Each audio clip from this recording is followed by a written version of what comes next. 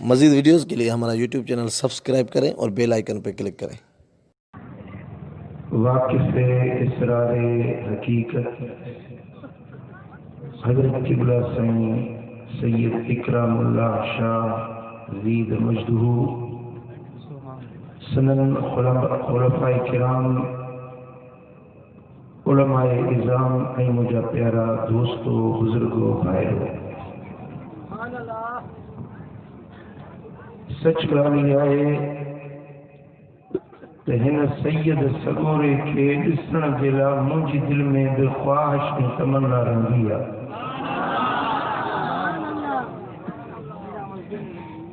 ऐं जॾहिं मां संदन नूरानी चेहरो ॾिसंदो आहियां त मुंहिंजी दिलि बाग़ बहार थी वेंदी आहे।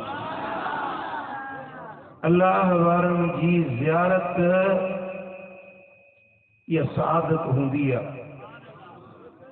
अल्लाह वारनि जे चेहरे खे ॾिसण सां रब जी रहमत वसंदी आहे ऐं मालिक करीम जी ज़ात राज़ी थींदी आहे।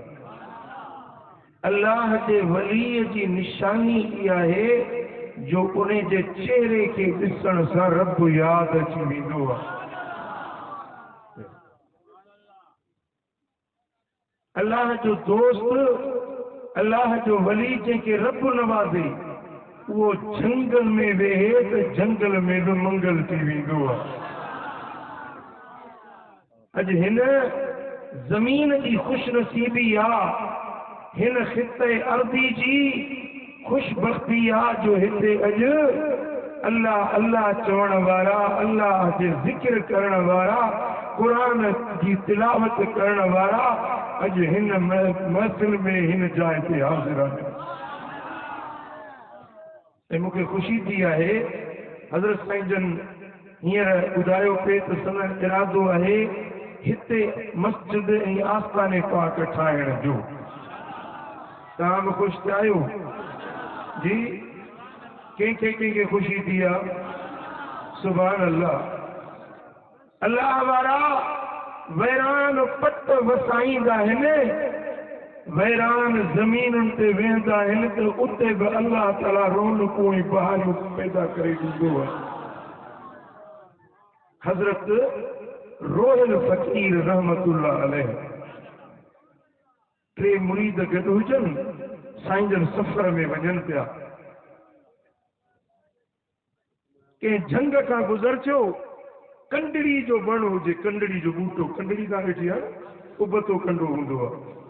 कंडड़ी जो बूटो, साईं जन जे कांच में कंडड़ी जो कंडो फासी पियो। कांच छॾायूं त वरी कमीज़ फासी पई, कमीज़ छॾायूं त वरी चादर फासी पई, हिकिड़ो कपिड़ो छॾायूं त वरी ॿियो फासी पए। पोइ मुरीदनि खे फरमायो त पुट यार हिकिड़ो छॾे नथो वेहो त हिते था वेहूं। मुरीदनि चयो त साईं हिते झंग में विहारींदे बुख मारींदे छा असांखे?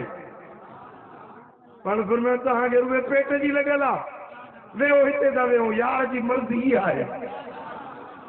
पाण उन जंगल जे अंदरि वेही रहिया, पोती खिंडाए ज़िक्र शुरू थियो, निमाज़ शुरू थी, अल्लाह अल्लाह जी तमार शुरू थी वई।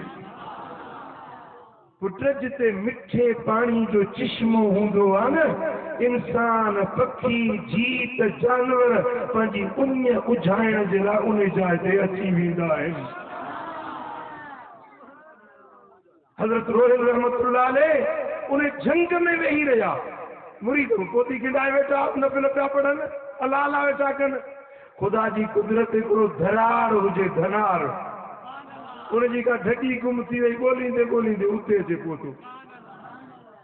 सुभान अल्लाह, नूरानी चेहरा, हसीन चेहरा, उन्हनि जे चेहरनि ते रहमत पई रब जी वसे।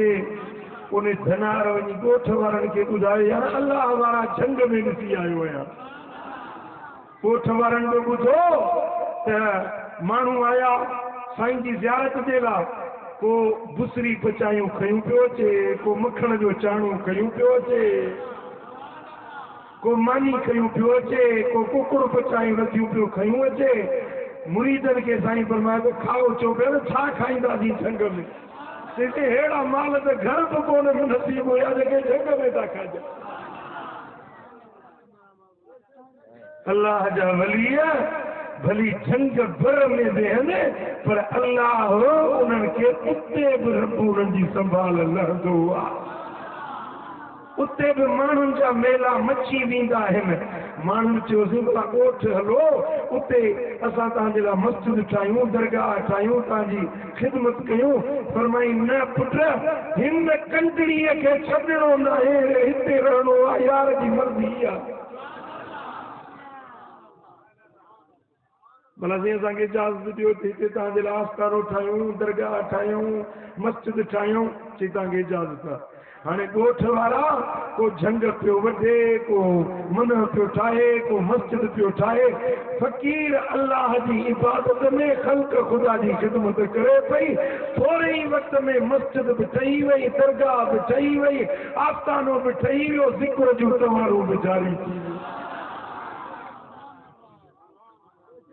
सुभान अल्लाह सयजअलु लहुमुर रहमान हुद्दा जेके अल्लाह के याद करण वारा आहिनि माण्हुनि जे दिलनि में अल्लाह उन्हनि जे लाइ मोहब्बत ऐं मवदत पैदा कंदो आहे कशा कशा माण्हू उन्हनि ॾे हाज़िर थींदा आहिनि मुंहिंजा दोस्तो त उन जाइ ते उन जंगल जे अंदरि वॾो शहर आबाद थियो अॼु ताईं उहो शहर आबाद आहे जंहिंजो नालो आहे कंडगी ऐं बुज़ुर्ग मशहूर थियो रोहिल फ़कीर कंडड़ीअ वारो उहा जेका कंडड़ी जेका कपिड़नि में फाती हुई न उन निस्बत सां अल्लाह वारा अगरि जंगल में बि वेहनि न अल्लाह ताला उते बि रौनकूं क़ाइमु करे ॾींदो आहे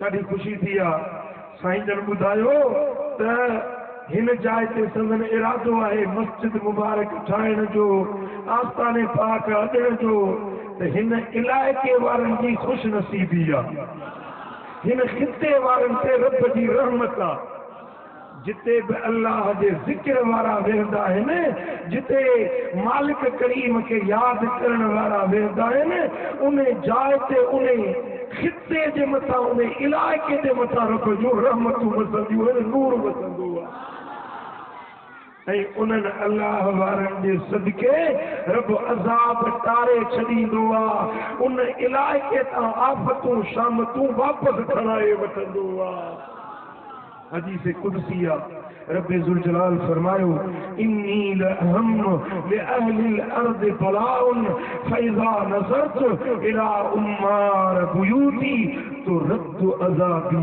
अन्हुम मां अल्लाह के इलाइक़े ते पंहिंजो अज़ाब नाज़िल करणु चाहींदो आहियां उन माण्हुनि जी बेफ़रमानी जे करे बदअमली जे करे उन्हनि ते पंहिंजो अज़ाब नाज़िल करणु चाहींदो आहियां पर जॾहिं मूं रब जी नज़र उन्हनि बाननि ते पवंदी आहे जेके मुंहिंजे घरनि खे आबाद करण वारा आहिनि उहे जंहिंजूं रातियूं इबादत में ज़िक्र ऐं ज़ुहद में गुज़रंदियूं आहिनि वल्लज़ीन यबीतून लिरब्बिहिम सुज्जदन व क़ियामा जंहिंजूं रातियूं सजदनि ऐं क़यामनि में गुज़रंदियूं आहिनि बिस्तरनि खे छॾे मुस्लनि खे आबाद करण वारा जॾहिं उन्हनि ते मुंहिंजी नज़र पवंदी आहे तो रब अज़ाबी अनहुम गुनहगारनि तां बि मां रब पंहिंजो अज़ाब वापसि खणाए वठंदो आहियां पुट ॻाल्हि सम्झो था अल्लाह वारनि जा जिते वजूद वसंदा आहिनि उन वजूदनि जे करे उन इलाइक़े जे मथां अल्लाह ताला पंहिंजा अज़ाब खणाए वठंदो आहे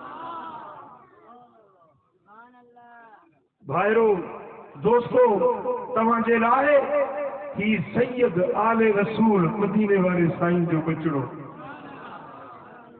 पीर खोड़ आहिनि अल्लाह वारा दरगाह खोलण वारा खोड़ आहिनि पर जेके खूबियूं अल्लाह ताला हिन सैयद में रखायूं आहिनि से ॿियनि में घटि हूंदियूं हिकिड़ो सैयद आले रसूल ॿियो आलिम टियों सुहिणी सूरत वारो फैज़ वारो नूरानियत वारो जंहिंजी सोबत में टे माण्हू सुधरी नेक साले थी पवनि बदकिरदारी वारा रास्ता छॾे नेक रस्तो इख्तियार कनि इन्हें के अल्लाह जो वली सॾिबो आहे। हेड़ो वली जंहिंजी सोबत में समी हज़ारे माण्हू सुधरिया आहिनि त इन जी ज़ियारत वजूद तव्हांजे लाइ रब जी नेमत ऐं बरकत।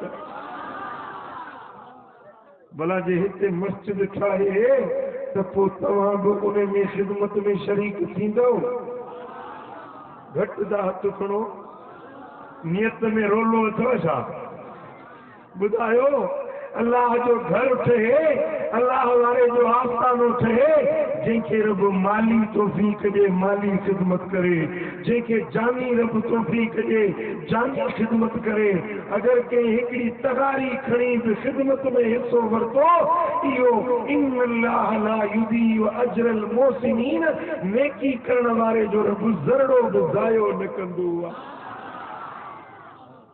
पोइ तव्हां छा था चओ हिन आस्थाने ठाहिण में तव्हीं बि मददगार थींदो?